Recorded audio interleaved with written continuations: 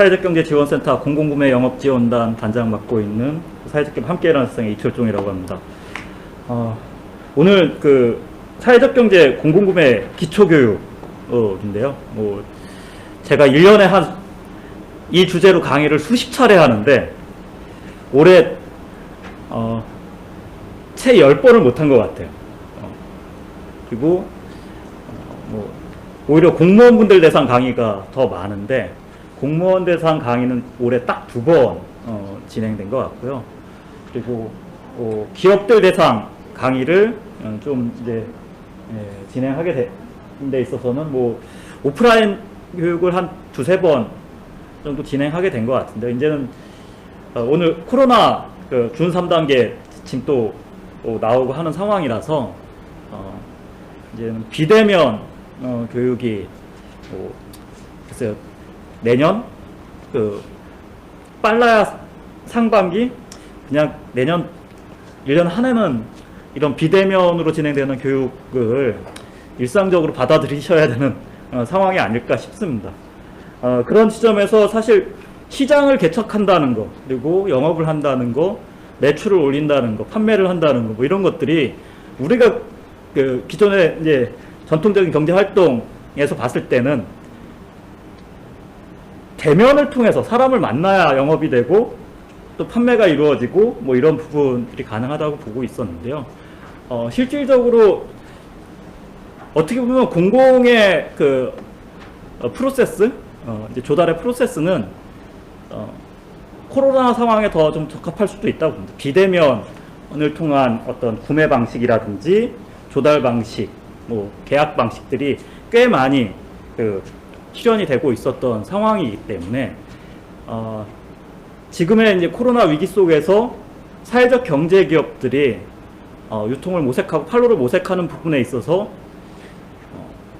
어떤 발판 시장으로서 더 이 공공시장이 기능하는 부분들이 굉장히 강하게 작동되어진다고 보고 있고요. 그런 부분에 있어서 사실 이제 오늘 세 꼭지로 강의가 진행이 되는데, 공공시장, 첫 번째는 이제 공공시장은 뭔지, 그리고 공공시장이 이 조달을 통해서 실현하려고 하는 것들이 무엇이고, 그 부분에 있어서 사회적 경제는 어떻게 공공시장을 이해해야 되는지, 이게 이제 첫 번째 강의 주제의 내용이 될 것 같고요. 두 번째 시간에는 조달은 어떻게 이루어지고 있는지, 조달 제도에 대한 이해, 이런 부분들에 대해서 보통 민간은 사적 계약이죠. 서로 합의가 되면 거래가 됩니다. 근데 공공은 서로 합의만 된다고 거래가 될 수가 없는 상황입니다. 법제에 의한 계약을 하게 돼 있기 때문에 그런 법률, 지침 이런 부분들에 대한 이해들이 굉장히 많이 필요하시고요. 그 다음 세 번째 시간에는 그러한 공공시장에 대해서 영업 전략이라기보다는 영업 전술이겠죠. 영업 전술들을 어떻게 펼쳐 가셔야 되는지, 사회적 경제 입장에서, 그리고 그런 부분에 있어서의 사회적 경제들이 공공시장에서 성과를 올린 사례들을 통해서 좀 시사점들을 좀 얻어가시는 기회로 보시면 되지 않을까 싶습니다. 그럼 이제 첫 번째 시간 강의부터 주제로 넘어가서 말씀을 드려보겠습니다. 공공구매라는 것 자체가 마찬가지죠. 우리가 흔히 B2C, B2B 얘기 많이 하지 않습니까? 이제 크게 B2C하고 B2B로 나눠서 얘기를 하는데, 개인이 필요로 하는 거냐, 아니면 기관이나 조직이 필요로 하는 거냐. 개인이 필요로 하는 구매 시장 B2C로 얘기하고, 기관이나 법인, 단체 이런 것들에서 필요한 시장을 B2B라고 하는데요. 이제 그걸 좀 세분화해서 얘기할 때 공공시장은 B2G라고 이제 표현들을 하는데요.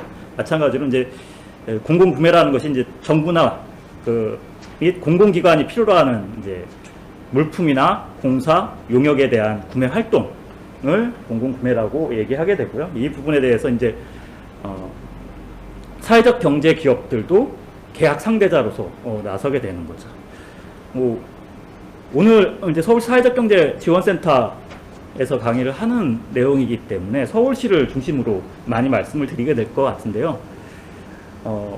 서울시에 있는 공공기관들 그리고 뭐 공기업들 뭐 이런 그 공공기관하고 거래하는 그 계약 상대자가 되는 기업들, 사업자죠. 이제 개인 사업자도 있고 뭐 법인 사업자도 있기 때문에 근데 이 사업자의 규모가 연간 한 12만에서 13만 정도 나옵니다. 그러니까 그 서울에 있는 공공기관하고 거래하는 업체가 12만 개에서 13만 개 정도 발생을 하거든요. 근데 공공시장이라는 것 자체가 여기도 시장이기 때문에 아주 특성을 나타냅니다. 전체 서울시의 조달시장 25개 자치구 서울시 산하의 뭐 교통공사라든지 SH공사라든지 이런 산하 공기업까지 했을 때 조달시장 규모가 연간 한 8조 정도 됩니다. 이 8조 시장에서 아까 12만 개에서 13만 개 된다고 말씀드렸죠. 8조 시장의 1%를 한 개 기업이 거래를 합니다. 그리고 또 1%를 그 12만 개 기업의 절반인 한 6만에서 7만 개 기업이 거래를 합니다. 그러니까 한 800억 정도의 1%면 800억 정도죠. 그럼 상위 1%는 한 개 기업이 가져가고 하위 1%는 하위 50%의 업체가 거래를 하게 됩니다. 그러니까 규모 자체가 굉장히 여기도 어떻게 보면 양극화, 시장의 양극화 현상들이 벌어지고 있는 상황이죠. 뭐 그런 지점에서 사회적 경제 기업들도 항상 공공시장을 보실 때 고민해야 되는 게 사회적 경제 기업에 대한 여러 가지 우선구매 제도라든지 지원 정책들이 있긴 합니다. 근데 그 안에서도 어떻게 보면 그 양극단으로 구별되어지는 지점들이 있고 뭐 특정 종목을 하나 예시로 들면 컴퓨터 납품 시장이 굉장히 이제 사회적 경제 기업들이 많이 진입을 하고 있는데요. 왜냐하면 대기업이 이제 조달을 못하게끔 제도가 바뀌면서 이제 그 노트북을 제외한 그 퍼스널 컴퓨터들, 데스크탑이라고 하죠. 데스크탑 PC 같은 경우에는 이제 중소기업들만 공급할 수가 있습니다. 이 조달 시장에서. 근데 이 사회적 경제 기업 중에 조달 실적 1위를 하는 사회적 경제 기업하고 나라당터 쇼핑몰 기준으로 했을 때 최하위하는 기업하고의 거래 규모가 거래 규모 차이가 한 200배에서 300배의 차이를 보입니다. 1위 하는 기업은 한 300억대 매출을 하는 반면에 최하위 쪽 쇼핑몰 안에 입점되어 있는 기업에서 하위권 업체는 1억 매출을 못하는 상황입니다. 그러니까 조달 업체 전체에서도 양극화가 이루어지지만 사회적 경제 기업 안에서도 수백 배의 격차를 보일 정도의 거래 실적, 납품 실적의 차이를 보이고 있는 상황이기 때문에 단순히 이제 좀 이런 얘기를 길게 드리는 이유는 오해를 하시고 접근하시진 않았으면 합니다. 이 얘기들은 많이 들으시거든요. 공공기관들에서 사회적 경제에 대한 우선구매 제도가 있다. 그렇기 때문에 우리에 대해서 우선구매하면 좀 혼동을 갖고 계신 게 무조건적인 구매라고 생각하시는 경우들이 있어요. 근데 비교 선상에 있을 때 동일 선상에 있을 때 사실 이제 사회적 경제라는 지위가 하나 더 있으면 그 기업을 우선 구매해주는 정도의 수준으로 봐주셔야지 그 경쟁에서 뭐 가격 경쟁력이라든지 품질 경쟁력이 떨어지는데도 사회적 경제 기업 것을 우선 구매해준다는 정책 취지는 어디에도 나타나 있지 않습니다. 그렇기 때문에 일정 기준 이상의 품질 경쟁력이나 가격 경쟁력을 획득했을 경우에는 비사회적 경제 기업보다 사회적 경제 기업을 우선 구매해 줄 수 있다는 정책 취지에 대한 이해를 갖고 공공시장에 대한 접근 그리고 이해들을 해 주셔야 될 것 같습니다. 그리고 공공계약하고 민간계약에서의 어떤 차이성 를 좀 보시면 계약의 원칙에 있어서 민간 계약은 사실 효율성과 경제성이 최우선이죠. 뭐 가격이 싸냐, 품질이 좋냐, 뭐 이런 조건을 중심으로 보게 됩니다. 근데 공공 쪽은 합법적이냐, 그리고 공정하냐, 투명하냐. 일반 B2B 영업할 때 요즘은 그래도 일반 기업 영업도 많이 약화되고 있지만 술자리 영업이라고 하죠. 이제 접대들을 많이 해야 되고, 그래서 사실 기업들이 영업하는데 이제 접대비들이 많이 들어가는 지점들이 있었습니다. 근데 그런 민간 계약에서의 어떤 영업 방식하고는 다르게 얼마나 공정하고 투명하게 거래가 형성되고 있는지, 그리고 그것이 얼마나 공공성을 내포하고 움직일 수 있는지에 대한 부분들을 보기 때문에 그 계약의 특성에 대한 이해를 갖고 공공기관에 대한 접근을 해주셔야 오히려 어떤 공공기관의 영업을 하는 기업으로서 신뢰도를 많이 높게 형성할 수 있는 거죠. 자칫 일반 기업 영업하시듯이 대면 영업이라든지 아니면 뭐 접대 영업을 많이 해보신 영업 경력자들이 공공기관을 그렇게 영업을 많이 하시는데요. 제가 사업을 창업 시작한 게 2002년에 창업을 했는데 2000년대 초중반까지만 해도 사실 그런 식의 영업이 공공기관에서도 아직 잔재가 남아 있어 갖고 통용이 됐었습니다. 지금은 그런 식의 접대 영업을 공공기관하고 시도하는 것 자체는 거의 이제 불법이라고 보셔야 됩니다. 불법 탈법 영업을 하기 때문에 계약을 추진하는 구매 담당자들, 계약 담당자들, 공무원이나 공공기관 종사자들이 엄청난 위험을 감수해야 되는 상황이 됩니다. 그렇기 때문에 그런 식의 접근을 하는 방식들은 오히려 공공기관 종사자나 공무원들이 굉장히 경계를 하고 또 외면하는 현상들이 발생되기 때문에 오히려 우리가 어떤 공공성에 부합하는 성과라든지 사업성을 갖고 있는지에 대한 부분들에 대한 제안이라든지 어떤 매력 포인트들을 잘 형성해 주시는 게 공공계약에서의 어떤 효과적인 접근 방식이 되실 수 있다고 보여집니다. 또 한 가지는 구매자하고 사용자하고 굉장히 많이 달라요. 공공은 돈을 지불하는 구매자하고 막상 공급하는 상품이나 서비스에 대한 이용자, 지금 공공기관은 수혜자라고 많이 표현을 하죠. 그런 수혜자가 굉장히 다르게 나타납니다. 그렇기 때문에 실질적으로 우리는 그냥 계약을 담당하는 구매 담당자한테 영업을 어떻게 잘하느냐에 대해서 민간 시장에서는 보게 되는데, 공공기관에서는 수혜자한테 얼마만큼의 효과들을 발생시키는지에 대한 증명, 그리고 어떤 근거들을 잘 만드시는 게 중요합니다. 그래서 명분 비즈니스가 잘 돼야 되는 것이죠. 그래서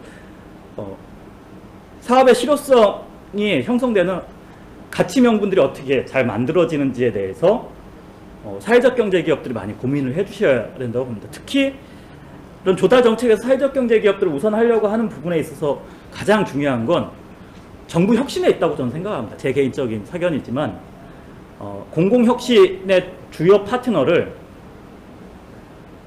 기업도 해봤고, 뭐 이전 이명박 정부, 박근혜 정부 쪽은 굉장히 친기업 정서를 갖고 기업을 공공사업의 주요 파트너로 해봤었다고 봅니다. 그리고 뭐 김대중 노무현 정부 때 사실 이제 그때 시민사회들이 굉장히 급격히 커지고 하면서 비영리 조직들, 비영리 기구들이 정부하고 협업을 하는 기회들을 많이 갖게 됐었죠. 그래서 사실 이제 공공기관들이 비정부 기구, 비영리 기구하고 영리 기구를 어떤 공공사업의 협업 파트너로 굉장히 주요하게 해서 시도들을 해본 경험을 갖고 있는데요. 이 부분에서 뭐 여러 가지 장단점이 잘 나타나게 된 거죠. 실질적으로 비영리 기구들하고 같이 공공사업을 협업했는데 이 공공에서도 어느 정도의 효율성, 생산성이라는 것들을 발휘해야 되는데 비영리 기구들이 그런 지점에서는 아직 굉장히 약점들을 많이 보이고 있는 상태였고, 또 효율성이나 생산성이나 측면에서 공공기관들이 기업하고 공공사업들을 많이 추진해봤는데 이게 공공에서 요구하는 사업의 효과성하고는 좀 다른 접근들이 되는 거지. 효율과 그 생산성이란 게 이익 증대를 위한 효율과 생산성이거든요. 기업이 접근하는 방식은. 근데 공공이 필요로 하는 효율과 생산성이란 건 사실 얼마나 더 많은 수혜 대상자에게 더 질 좋은 서비스들을 동일 예산을 갖고 효과적으로 발휘할 수 있느냐의 문제인 거죠. 그럼 기업의 이해 측면하고는 사실은 합치점을 갖기에는 굉장히 괴리가 발생하는 거죠. 거기에서 이제 사회적 경제 기업이란 것이 대안으로서 대체제로서 이제 주목을 받기 시작한 거고요. 그래서 21세기 들어서 사실 정부 기구에서 이 사회적 기업을 필두로 한 사회적 경제에 대해서 관심을 많이 갖게 된 부분들이 있고요. 그 지점에서 공공의 필요로 하는 효율성과 생산성에 가장 적합한 파트너는 사회적 경제라는 사고의 출발점에 어떤 그 증명들을 사회적 경제 조직이 좀 내놔 주신다고 하면은 오히려 일반 영리 기업이나 비영리 기구들보다 그 공공에서의 어떤 협업 사업들을 할 수 있는 기회들을 사회적 경제 기업들이 더 많이 가져가실 수 있다고 보여집니다. 그런 공공시장에 있어서 사실 정부의 공공조달 시장은 어마어마한 규모입니다. 여기 보시는 것 같이 160조에 가까운 조달 시장, 여기 표시된 대로 GDP의 7% 수준이라고 되어 있습니다. 거의 2,000조 내외 정도 됩니다. 우리나라 이제 그 전체 국내 총생산이 한 2,000조 정도 되는데 거기에 7%라고 하는데요. 사실 이제 정부 기구가 갖고 있는 전체 예산 규모는 이제 500조를 얘기하죠. 근데 이건 이제 조달 시장에 한해서만 160조 정도를 얘기하고요. 바우처 시장만 해도 지금 한 20조 정도 얘기를 합니다. 거기에 민간 경상보조금 시장하고 민간 위탁사무 시장까지 했을 때는 200조가 넘는 시장이기 때문에 공공에서 형성하고 있는 시장의 규모는 국내 총생산의 10에서 15% 수준을 보는 것이 타당하다고 볼 수 있습니다. 그렇게 큰 시장에 대해서 지금 그 사회적 경제가 접근을 하는 거고요. 말씀드렸던 것 같이 전체 조달 등록 업체가 57만 여 개 정도 되는데 서울시에서 거래하고 있는 조달 거래 업체가 12만 개. 그러니까 전체 조달 업체의 딱 인구 규모하고 비슷하게 간다고 보시면 될 것 같습니다. 한 5분의 1 정도에 해당하는 기업들이 이 서울시를 주요 영업 대상으로 해서 거래들을 하고 있고요. 여기에는 대기업서부터 중소기업, 여성기업, 사회적 경제기업까지 대상들이 되고요. 보시면 대기업만을 제외하고는 다 우선구매 대상이라고 보시면 됩니다. 대기업만 좀 억울하죠, 사실은. 대기업을 빼면 사실 중소기업도 우선구매 대상에 들어가는 거고요. 여성기업도 우선구매 대상에 들어갑니다. 사회적 경제기업, 장애인기업 모두가 우선구매 대상에 들어가게 되고요. 그런데 사실 대기업에 들어가는 기업의 규모들이 그렇게 크지 않죠. 많지 않죠. 숫자로는. 대기업이 전체 조달에 여전히 30%를 차지합니다. 규제를 하지 않으면 대기업이 더 많은 그 비중이 엄청 높아질 수밖에 없기 때문에 실질적으로 대기업을 제외한 중소기업서부터는 우선구매 대상으로 형성해 나가야만 어떤 국가 경제에서의 균형 발전들을 이룰 수 있다고 좀 보고 있고요. 그런 지점에서는 그 조달이라는 것이 그냥 기업적 논리의 효율, 효과성으로만 보는 것이 아니라 어떤 분배, 그리고 형평성, 어떤 평등성 이런 것들을 조달 안에서도 실현하려고 하는 정책들이 작동되고 있다고 말씀드릴 수 있습니다. 이런 정책에 의해서 구매를 하게 되는 공공기관이 지금 보시는 것 같이 우리가 흔히 아는 공공기관, 지방자치단체, 뭐 공기업, 준정부기관, 기타 공공기관, 그리고 요즘 민간위탁사무 영역도 많이 얘기를 합니다. 민간위탁사무에 있어서는 지금 뭐 영상을 통해서 보시는 분들이라든지 지금 뭐 오셔서 직접 강의를 듣고 계신 사회적 경제 기업 관계자분들도 민간위탁사무기관은 영업 대상일 수도 있지만 내가 민간위탁사무기관이 될 수 있는 주체가 될 수도 있습니다. 민간위탁사무는 거의 100% 전적으로 이제 공공의 재정으로 운영이 되지만 운영 주체는 민간인 거죠. 그래서 일반 영리기업도 민간위탁사무를 할 수가 있고요.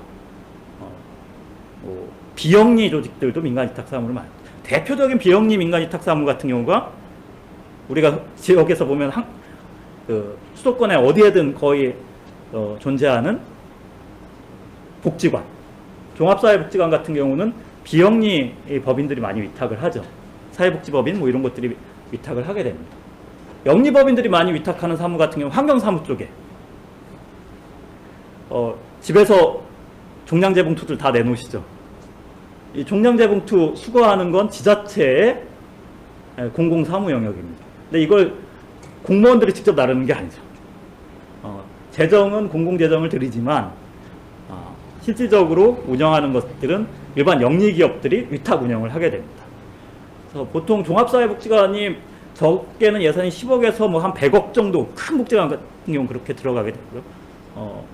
이 종량제 봉투를 수거하는 환경사무 같은 경우에도 생활폐기물 수집 운반 위탁 업무 같은 경우에도 수도권 같은 경우에는 뭐 사업권역별로 평균 작은 곳은 10억에서 많게는 한 2, 30억 정도의 사업 위탁 규모를 갖게 됩니다.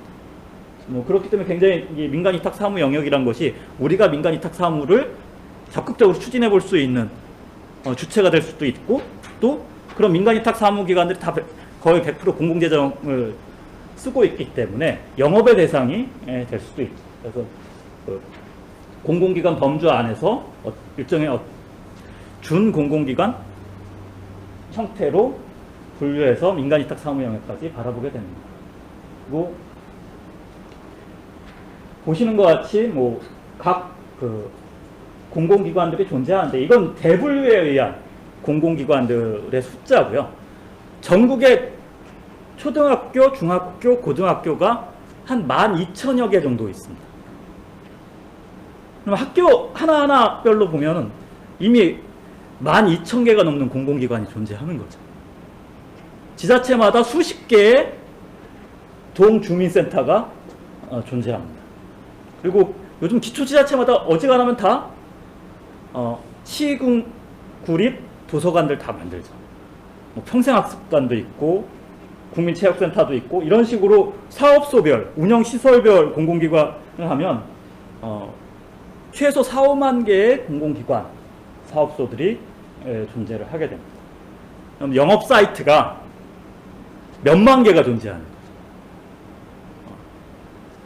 지금 공공조달 영역에서 영업을 해야 되는 영업사이트, 그리고 구매 업무를 담당하는 공무원이나 공공기관 종사자가 수만 명에 이른다는 거예요. 뭐 100만 공무원 얘기하지 않습니다. 100만 공무원 중에 구매 업무라든지 계약 업무를 담당하는 사람이 수만 명이 존재합니다. 그 수만 명이 사실은 우리가 공공시장에 영업해야 되는 대상이기 때문에 공공기관들이 어떻게 존재하는지에 대한 파악을 제대로 하시는, 그리고 내 사업의 비즈니스 업무 특성에 부합하는, 영업할 수 있는 부합하는 공공기관이 어떤 사이트인지 분류해내는 것들이 굉장히 중요한 거죠. 그 장님 코끼리 다리 만지듯이 비스켓을 만드는 곳인데 비스켓을 구매해줄 만한 공공기관이 어디가 있을까요? 학교? 그러니까 교육청에 소관되어 있는 급식센터들, 아니면 지자체의 보육정책과나 뭐 이런 쪽에서 어린이집 지원하는 어린이집 간식이나 급식 식사제를 지원하는 부서들, 뭐 이런 쪽이 사실은 이제 타겟팅이 되겠죠. 어디 그 건축가 가서 영업해 갖고서는 그 회의 때 필요한 쿠키 몇 개 정도 다과용으로 하는 것들 구매해 주는 정도의 영업밖에 안 되겠죠. 그래서 주요 타겟이 어떻게 되는지에 대해서 기관 특성이라든지 사업 업무 영역들을 잘 분류해서 보셔야 됩니다. 이런 공공기관들이 조달을 진행하는 데 있어서 현 정부의 정책 방향에 대한 이해가 굉장히 필요합니다. 물론 이제 정권 후반기가 들어섰기 때문에 시기적으로 보면 제가 김대중 정부 때부터 이제 창업을 해서 사회적 경제 기업을 했었는데 지금이 5번째 정부이죠. 그러면 매년 정부들을 보면 한 정권 만 3년 지나면 거의 이제 힘이 빠지고 정책 작동들이 잘 안 되는 부분들이 있습니다. 근데 특수한 상황이긴 합니다. 코로나라는 위기 상황 때문에 정부의 어떤 중앙 집중적 권위라든지 그리고 장악력들이 아직도 강하게 작동되고 있는데요. 근데 이 문재인 정부에서 굉장히 중요시하는 게 사회적 가치입니다. 왜 중요하냐면 이 사회적 가치를 현 대통령이 문재인 대통령이 가장 강조했었고 국회의원 시절에 발의했던 그 문재인 대통령의 유일한 발의 법안의 하나가 사회적 가치 기본법이었습니다. 그래서 정부 정책이나 공공기관들이 정책 사업을 추진하고 과업들을 이행하는 데 있어서 사회적 가치를 이해하고 사회적 가치를 실현하는 데 굉장히 집중도를 갖고 가야 된다는 것들이 강조됩니다. 근데 사회적 가치 하니까 좀 비슷하게 느껴지지 않으세요? 사회적 경제기업, 사회적 가치, 앞에 사회적이라는 단어, 이 사회적이라는 단어는 사실 공동체에 대한 지향성인 거죠. 그리고 상호 관계에 대한 지향성을 강조하는 거고, 공공이 일방 독주를 하기보다는 민간과 시민사회 그리고 주민들과 소통하고 같이 협업하고 협력하면서 어떤 대상화된 어떤 주체로서 두는 것이 아니라 같이 그 사업을 펼쳐갈 공동의 주체로 바라보는 것이 사회적 가치라고 할 수가 있습니다. 그래서 이 사회적 가치에서 좀 표현해 보고자 하는 것. 근데 사회적 가치의 개념이 아직 사실 제도적으로는, 법적으로는 정립이 되어 있지 않습니다. 그래서 많이 얘기되어지고 있고 또 문서상으로 이렇게 표현되고 있는 것들에 대한 내용들을 하는데요. 사실 서울시가 이런 부분에 있어서는 굉장히 선도적으로 많이 진행들을 하고 있고요. 여기에 뭐 참고하실 수 있는 부분이 사회적 가치 하면 안정적인 양질의 일자리 창출. 그러니까 일자리 창출이 아니라 양질, 안정적이면서 그리고 양질인 일자리를 만들어가는. 요즘 일자리라는 화두가 굉장히 중요한 상황인데 그런 부분들을 어떻게 실현할 것인가. 그리고 지역사회 재생, 그리고 남녀의 기회평등, 그리고 사회 경제적 기회에서 배제될 위험에 처한 사회 구성원의 회복. 이런 식의 이제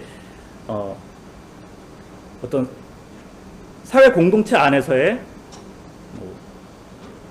평등이라든지 기회의 균형이라든지 그리고 약자에 대한 보호, 배려 이런 것들을 좀 더 강화시켜 나가는 것을 사회적 가치라고 보고 있고 공공에서는 그런 사회적 가치를 실현하는데 더 집중해 가야 된다고 보고 있습니다. 사회적 가치를 구성하는 요소에 대해서 인권이라든지 아니면 환경이라든지 노동권이라든지 그리고 복지 실현이라든지 이런 부분들에 대한 것들 굉장히 강조하게 되고요. 그 과정 속에서 지역 주체들의 어떤 적극적인 참여, 민주적 운영 이런 것들이 수단적으로 굉장히 더 강조되어지게 됩니다. 그리고 이런 지점에서 문재인 정부가 들어서면서 계속 일자리 정책 5년 로드맵이라든지 공공조달 혁신 방안, 정부 혁신 종합 추진 계획의 어떤 정부의 핵심 기조들을 잡아가는 속에서 계속 사회적 가치들을 강조하는데요.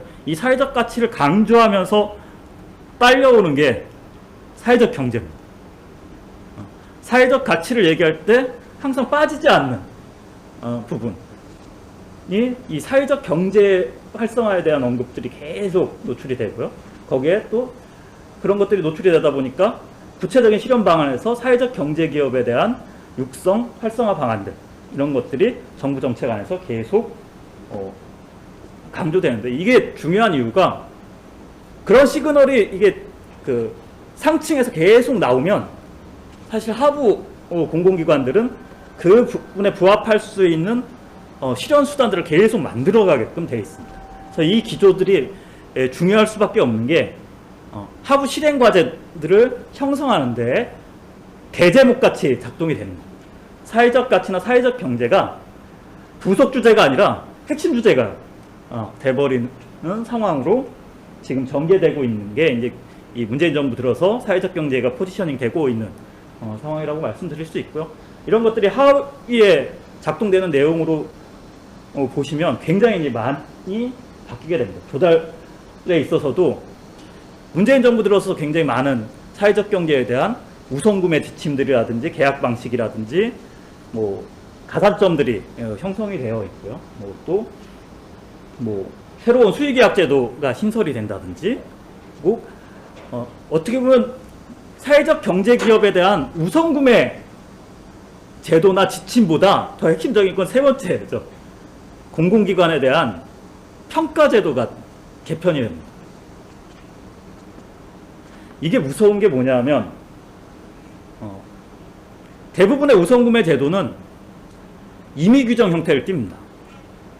강제하기가 어려워요. 이게 강제를 발휘하는 순간 굉장히 많은 부작용들이 나타나기 때문에 이 강제적인 우선구매들에 대해서는 공공에서 정책을 펼 때 굉장히 신중합니다.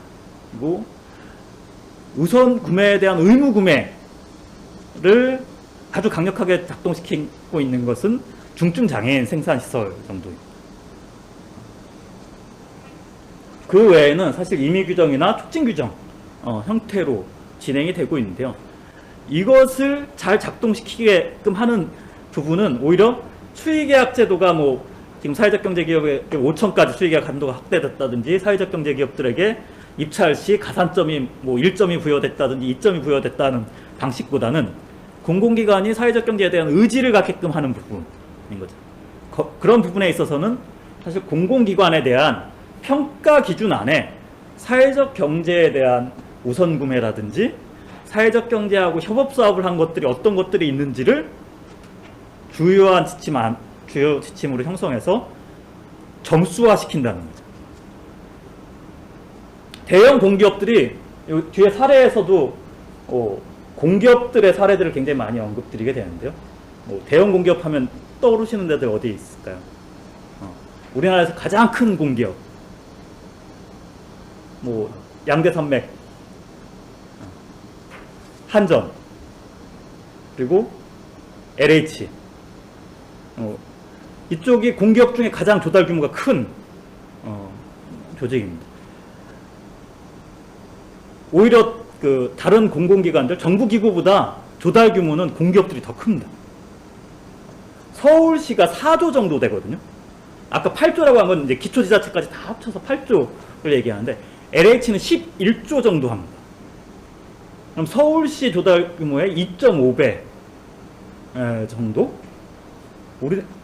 우리가 생각할 때 우리나라 공공기관 중에서 가장 큰 공공기관은 서울시쯤 아닐까 싶은 생각이 드는데, LH가 조달 시장 면에서는 서울시의 2배가 넘는 규모의 시장을 갖고 있다. 물론 이제 주택 건설을 하는 곳이기 때문에 굉장히 큰 규모의 이제 조달들이 들어갈 수밖에 없습니다.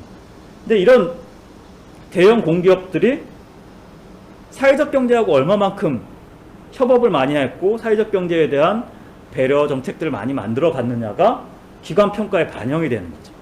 공기업들은 보통 이제 기관 평가를 받으면 A, B, C 이런 등급을 받는데, 그 기관 평가 등급에 따라서 공기업 직원들 성과급이 좌우됩니다.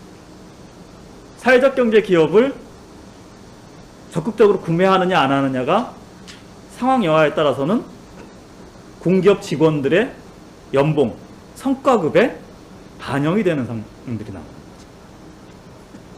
그럼 의지가 생기는 거죠. 사회적 경제 기업, 뭐 좀 시쳇말로 표현하면 사회적 경제 기업 거 많이 사주면 내 월급이 올라간다더라. 의지가 생길까요, 안 생길까요? 오히려 그런 촉진 기능에 있어서는 우선구매 제도들이 어떻게 만들어지고 있고 가산점이 어떻게 돼 있고 수익계약이 어떻게 되느냐보다는 그것을 실현시킬 의지들을 어떻게 반영시키냐에 있어서 사실 문재인 정부는 굉장히 강력한 수단들을 작동시키는 거죠. 공공기관에 대한 평가 기준에 사회적 가치와 사회적 경제라는 것을 아예 핵심 지표화함으로 인해서 공공기관들이 사회적 경제 기업에 대한 적극적인 의지들을 갖게끔 하는 수단을 발동시키고 있기 때문에 오히려 문재인 정부 시기에 얼마만큼 공공시장 안에서의 발판 시장들을 빠르게 형성할 것이냐가 사회적 경제 기업의 영업적 관점에서는 주요한 전술이라고 말씀드릴 수 있을 것 같습니다. 죄송합니다.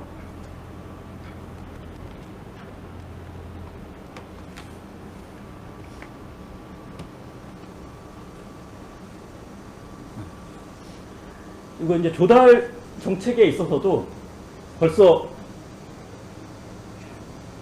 2년이 지났습니다. 이게 정부 조달 혁신 방안, 공공조달 혁신 방안 안에 혁신성장 지원, 사회적 가치 실현, 공정조달 강화. 현 정부의 조달 핵심 과제죠. 조달 핵심 과제에 있어서 중요한 건 두 번째 사회적 가치 실현입니다.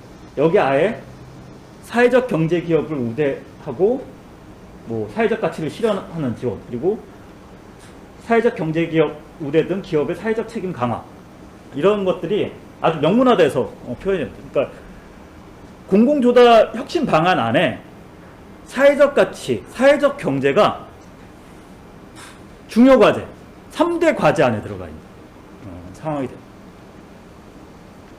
그만큼 공기업을 비롯한 뭐 준정부 기관이라든지 기타 공공기관들 입장에서는 사회적 경제를 반영한 조달 실적들 그리고 구매 성과들을 항상 염두에 둘 수밖에 없게끔 되어 있고요.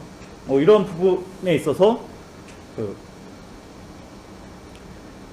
정부 혁신의 어떤 종합 추진 계획에도 사회적 가치 구현이란 것이 가장 상위에 있죠. 3대 핵심 전략 안에 사회적 가치가 상위에 놓이는 상태로 지금 정부 구조에서 사회적 가치를 실현하는 주요 파트너십인 사회적 경제가 굉장히 표현이 되고 있고, 그런 사회적 가치 구현의 핵심 과제 안에서도 사회적 경제 통합 지원 체계 구축이라는 것이 이렇게 나와 있습니다. 그래서 뭐 지금 사회적 경제 활성화를 위한 3대 법령 제정, 21대 국회에서는 통과될 가능성이 꽤 높아 보이긴 합니다. 현 정부가 여당이 굉장히 다수당을 점하고 있는 상황에서 연내 통과를 목표로 하는 지점, 사실 밀어붙이기 하면 지금 야당에서 제어할 방법이 없죠. 그런 부분에서 통과가 굉장히 어느 때보다도 가능성이 높아지고 있는 부분이 있고요. 그리고 아예 사회적 경제에 대한 정책 컨트롤 타워를 수립하고 있고, 요즘 사회적 경제 정책은 사실 기재부 쪽에서 주관을 합니다. 이게 기재부에서 하는 이유가, 우리나라 정부 부처에서 가장 막강한 부처는 어디겠어요? 예산을 지고 있는 기재부인 거죠. 기재부에서 사업을 계획하고 예산을 편성하느냐 안 하느냐에 따라서 사업의 규모들이 달라지게 됩니다. 그래서 지금 사회적 경제에 대한 부분에 있어서의 어떤 컨트롤 타워 기능을 기재부 쪽에서 진행하고 있고, 그런 지점에서의 어떤 내용들이 속도가 빨리 진행이 되고 있는 상황이라고 말씀드릴 수 있을 것 같습니다.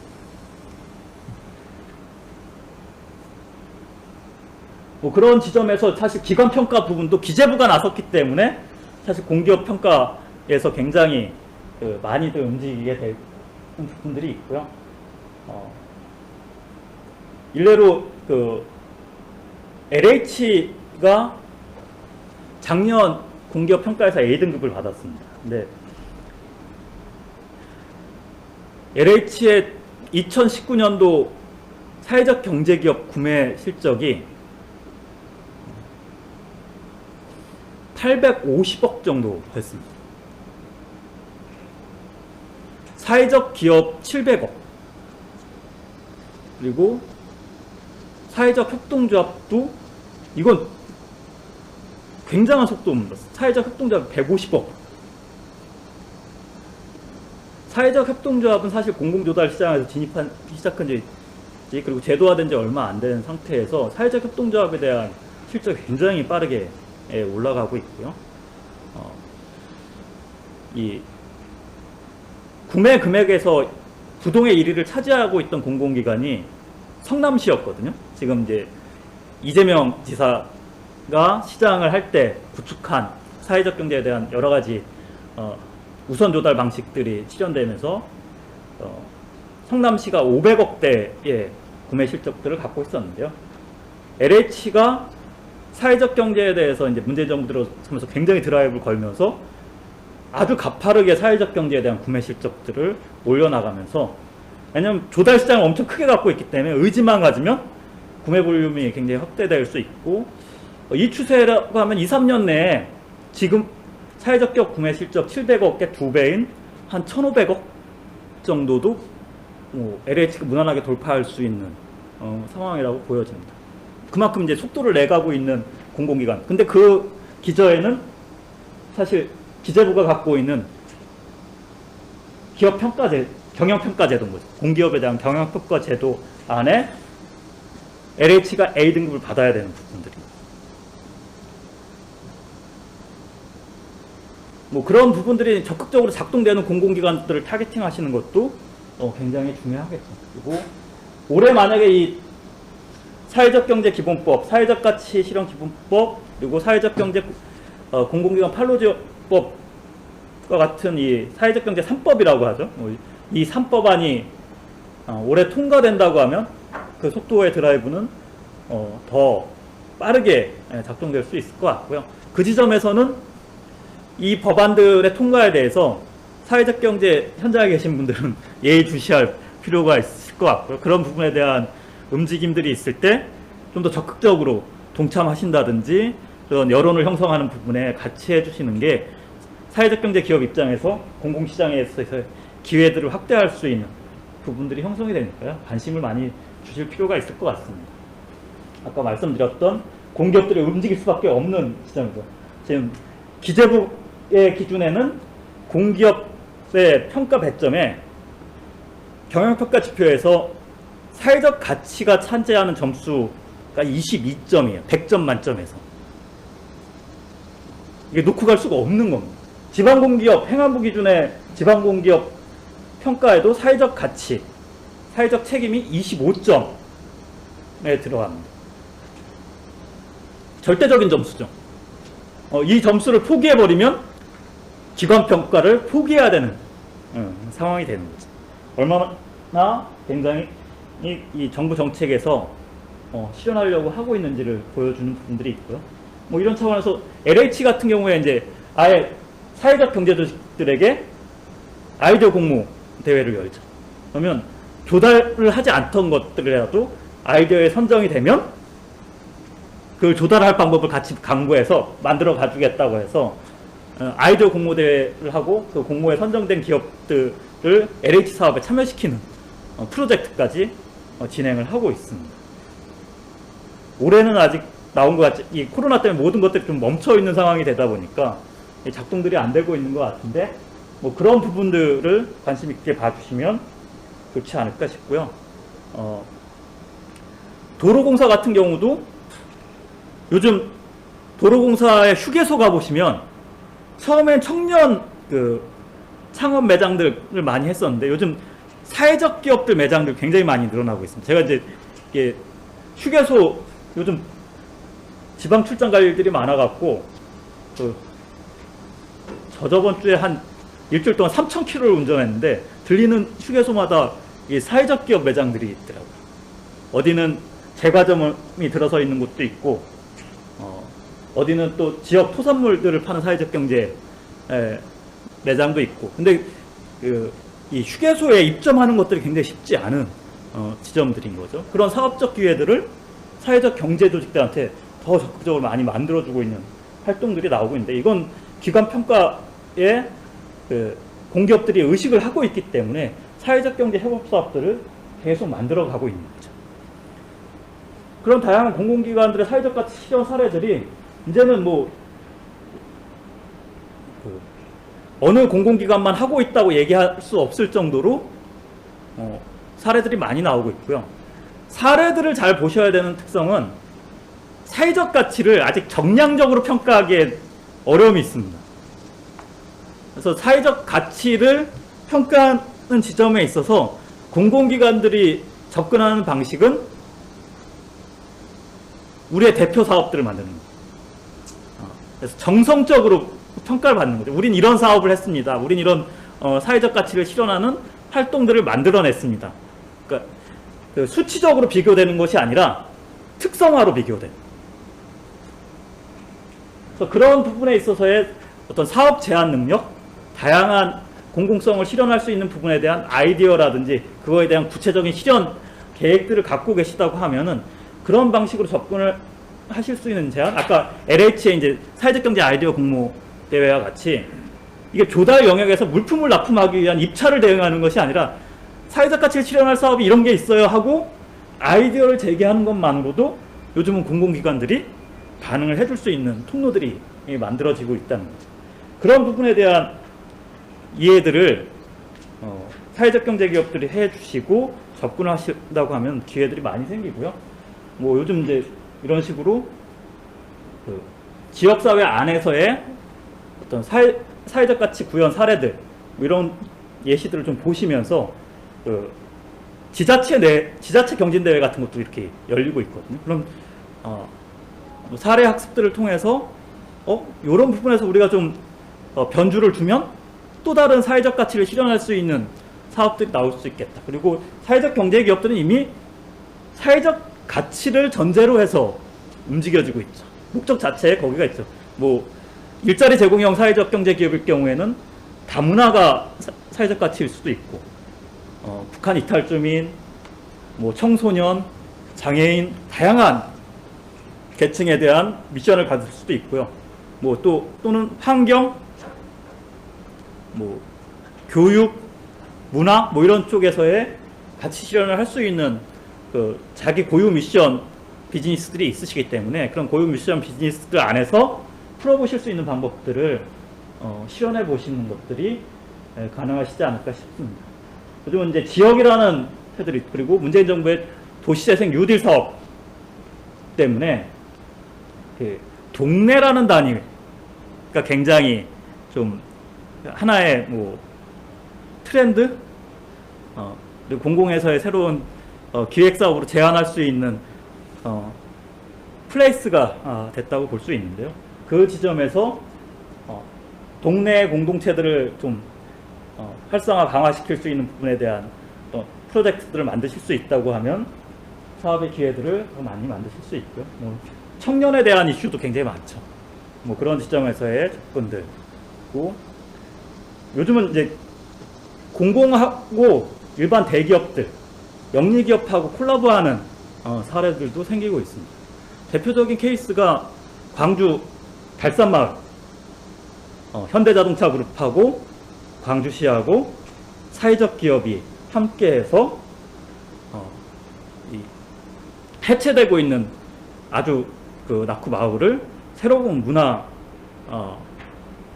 지역으로 만들어서 어떻게 보면 도시재생의 새로운 공식 같은 것을 보여낸 사례죠. 사회적 경제와 공공과 그리고 기업이 함께해서 지역을 어떻게 재생할 수 있는지에 대한 내용들을 보여주기 때문에 그런 지점에서 이 공공 프로젝트 사업들이 대기업의 사회공헌 사업과도 연관될 수 있다는 점도 같이 보시면 좋을 것 같고요. 사회적 경제가 공공사업에 참여해서 성과들을 보여낸 사례들이라고 할 수 있는데요. 이제 작은 영화관 사회적 협동조합 사례만 말씀드리고 마무리를 한다면, 작은 영화관은 수도권에는 없습니다. 수도권 도시에서는, 대도시에서는 볼 수 없는 영화관이고요. 영화관들이고요. 주로 농촌형, 농산 어촌 지역들에 있는 영화관이고요. 이제 전북 장수군에서 가장 먼저 시작이 됐습니다. 근데 장수구 스님이 개봉 영화관을 한번 주민들한테 실현해주고 싶어 했는데 대기업 영화 영화 운영사들이 다 거절을 했죠. 뭐 CJ라든지 롯데라든지 이런 쪽이 그 영화관 운영 자체가 인구 몇만밖에 안 되는 곳이죠. 그러니까 인구 10만 미만 지역은 개봉 영화관 운영이 수익성을 담보할 수 없다. 만성적대할 수밖에 없기 때문에 뭐 영화관을 지어준다고 해서 운영할 수 있는 비즈니스가 아니다. 그래서 이제 거절이 됐었고요. 그 거절된 영화관 사업을 이런 작은 영화관 사회적 협동조합이라는 곳에서 운영 위탁을 하면서 지금은 여기는 21개소로 되어 있는데 30개가 넘는 작은 영화관을 지금 이 작은 영화관 사회적 협동조합이 운영을 하고 있고요. 각 지자체들하고 같이 해서 하고 있습니다. 그래서 개봉 영화를 5,000원에 보고 있고요. 그리고 영화관마다 한 10여 명 정도씩의 일자리가 만들어졌고요. 그리고 지역의 어르신들, 주민분들이 어디 타 도시로 가지 않고도 내 지역에서 오늘 개봉한 따끈따끈한 개봉 영화들을 읍내에 가면 5일장 나갈 때 그냥 영화도 한 편 볼까 하시면 보실 수 있게 되는 거죠. 그래서 지역의 어떤 그 문화 소외를 극복시키고 접근성을 높여준 대표적인 혁신 사례가 됐고요.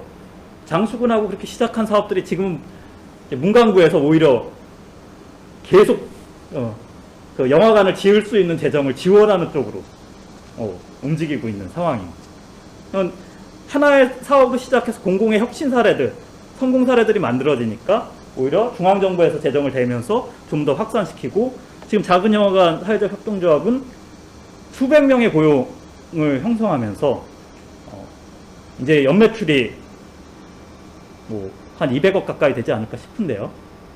그럼 몇백억대 매출에 또 사회적 성과까지 만드는 사례. 이건 지방자치단체하고 사회적 경제조직이 협업을 통해서 공공성의 실현뿐만 아니라 공공사업의 성과까지. 이제 대기업 영화 채널들이 농촌 지역도 운영해 볼 수 있을 것 같은데 이게 작은 영화관이 이제 흑자 전환을 했거든요. 적자밖엔 발생 안 된다. 이렇게 대기업들이 결론을 내린 영화 산업 쪽에 있어서 사이트에 있어서 가능성을 오히려 그 사회적 경제와 공공이 혁신적인 성과를 만들어내는 사례가 되고 있기 때문에 그런 성공 사례 그리고 그 성공을 바탕으로 성장하는 기반들을 이 공공사업에서 사회적 경제 기업들도 시도해 볼 수 있지 않을까 이렇게 생각이 됩니다.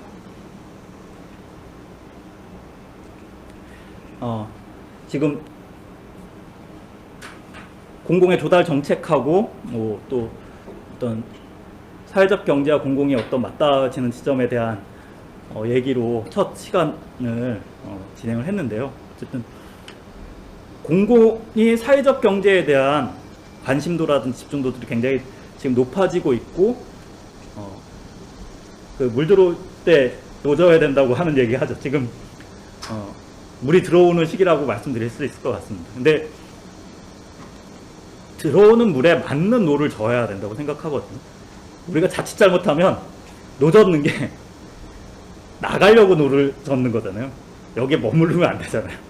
그래서 방향이라든지 노젓기 기술들을 잘 적용시키면서 그 공공시장에 접근해 들어가신다고 하면은 지금 연매출 10억도 안 되던 사회적 경제 기업들이 지금 연매출 수백억대까지 성장한 기업들이 꽤 나오고 있거든요. 공공시장에서 기반을 잡으면서 그런 기회들을 만들 수 있는 사회적 경제 기업들이 굉장히 많이 나올 수 있다고 생각합니다. 어떻게 보면 공공시장에 대한 이해를 높임으로 인해서 그런 단초들을 만들 수 있는 사회적 경제 기업들이 더 많이 나올 수 있지 않을까 싶습니다. 예, 첫 번째 시간은 이상으로 마무리하도록 하겠습니다.